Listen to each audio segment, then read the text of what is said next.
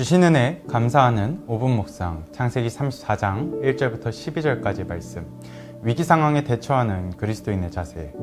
오늘 본문은 야곱이 가나안 귀향 이후 약 10년 정도 머무르고 있던 세겜 땅에서 발생한 소위 야곱 일가의 세겜 대학살 사건에 대한 이야기입니다. 이 사건은 야곱의 외동딸 디나가 세겜 땅의 젊은 추장인 히위 족속의 하몰의 아들 세겜에게 겁탈을 당함으로써 발생하게 되었습니다. 세겜은 디나를 겁탈하긴 했으나 그 후 진정으로 디나를 사모하게 되어 그 아비와 함께 정식으로 그리고 성심껏 야곱에게 청혼을 요청하였습니다. 그러나 야곱의 아들들은 복수에 눈이 먼 나머지 세겜 거민을 무참히 학살하고 노략하고 맙니다. 이 같은 사건으로 인하여 이전 자신의 외삼촌인 라반과 자신의 형인 에서와 완전히 화해하고 가나안 본토로 돌아와 평안을 안주하던 야곱의 한날에 또다시 짙은 먹구름이 드려지게 될 것이 예상됩니다. 그럼 오늘 이러한 말씀 속에 하나님께서는 우리에게 어떤 교훈을 주시는지 함께 말씀을 따라 살펴보도록 하겠습니다. 먼저 내용 관찰의 질문을 보겠습니다. 내용 관찰 첫 번째 질문입니다. 야곱의 딸 디나가 겁탈당하자 야곱은 어떤 태도를 보입니까? 5절 말씀을 보면 야곱은 자신의 딸 디나가 겁탈당했다는 소식을 들었지만 잠잠하였다라고 표현되어 있습니다. 여기에 쓰인 잠잠하였다는 표현은 히브리 원문으로 보면 하라쉬라는 동사로 이 단어는 당시 귀머거리가 되다라는 의미를 담기도 하였습니다.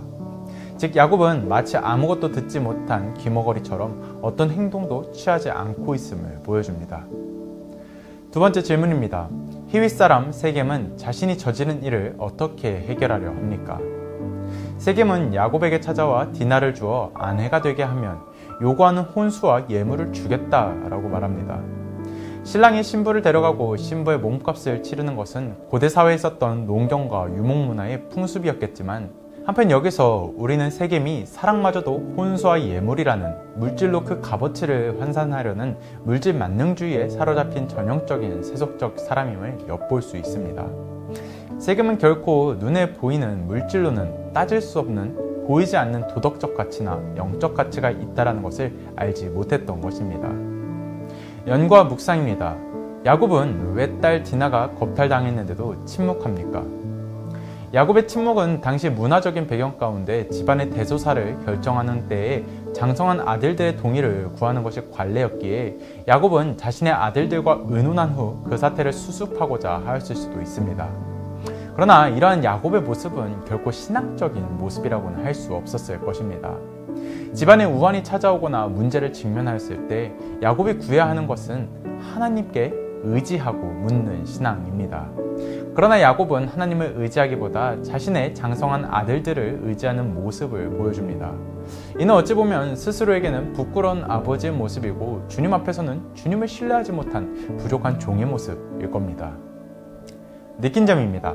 베델로 가지 않고 타락한 문화가 범람한 이 세겜에 머물다 수치를 당하고도 무책임한 모습을 보이는 야곱을 보며 무엇을 느낍니까?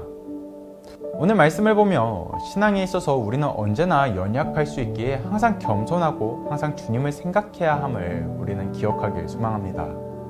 오늘 말씀은 야곱의 외동딸 디나가 히위 족속 세겜에게 강간을 당한 것이 소개되며 야곱의 태도를 생각해 보게 합니다. 오늘 본문에 앞선 야곱의 여러 사건들, 단적인 예로 바단 아람의 시절과 약복강의 씨름 사건, 그리고 형 에서와의 상봉 과정 등 그 긴 시간 동안 자신과 함께 하신 하나님을 야곱이 경험한 것을 되짚어보면 오늘 본문의 야곱의 모습은 실망스럽기 짝이 없습니다. 왜냐하면 지금 야곱은 그의 서원과 하나님의 명령에 따라 베델로 올라가지 않고 세겜 땅에 안주하며 자신의 육신의 편리만을 도모하고 있었기 때문입니다. 이에 하나님께서는 징계의 채찍을 드사 디나의 사건을 통해 야곱을 깨우치시고 그의 신앙을 더 높은 곳을 향해 나아가도록 독려하십니다. 여기서 우리는 매우 중요한 교훈을 한 가지 생각해 보게 됩니다. 바로 우리의 신앙에 있어서 완성이란 없다라는 겁니다. 아무리 야곱에게 다양한 사건이 있었고 하나님을 경험했고 하나님 앞에 고백을 했을지언정 다시금 보여주는 이러한 연약한 모습을 생각하면 우리 역시 신앙생활 가운데 언제나 넘어지고 연약해질 수 있음을 생각해야 합니다.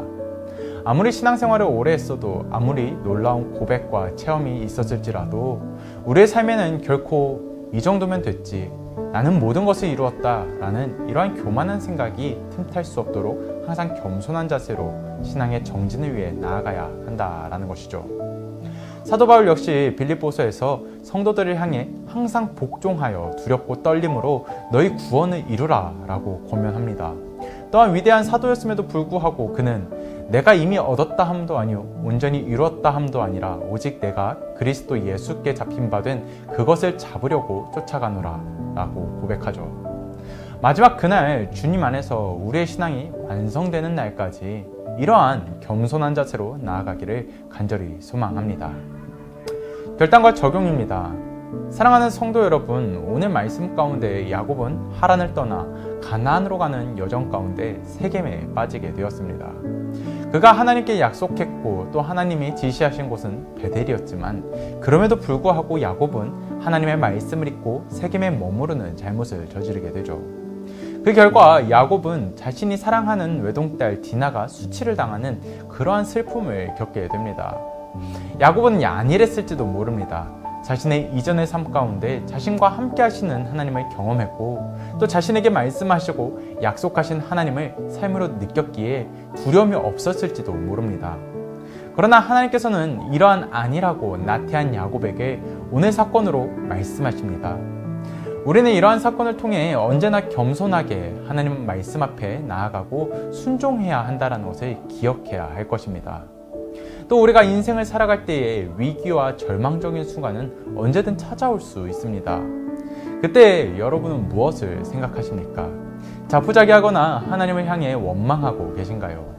바라기는 그 전에 먼저 하나님 앞에 나 자신이 잘못하고 있는지는 않는지, 우리가 말씀 앞에 바로 서지 못하고 있지는 않은가, 이런 것을 점검해 보길 소원합니다. 그리고 주님 앞에 회개함으로 이제는 오히려 겸손하게 순종의 자세로 주님 앞에 나아갈 수 있기를 간절히 소망합니다. 이 시간 함께 합심하여 기도하기를 원합니다. 우리의 신앙의 여정은 주님 만날 그날까지 계속된다는 것을 우리가 기억하며 자만하지 아니하고 겸손한 자세로 주님 앞에 나아가는 하나님의 자녀가 되게 하소서. 매 순간 나의 신앙의 삶을 돌아보고 하나님 말씀 앞에 순종하며 나아가는 그리스도인이 되게 하소서. 내 앞에 감당하기 어려운 일들이 몰려올 때 주님께서 주시는 용기와 지혜로 대처하게 하소서.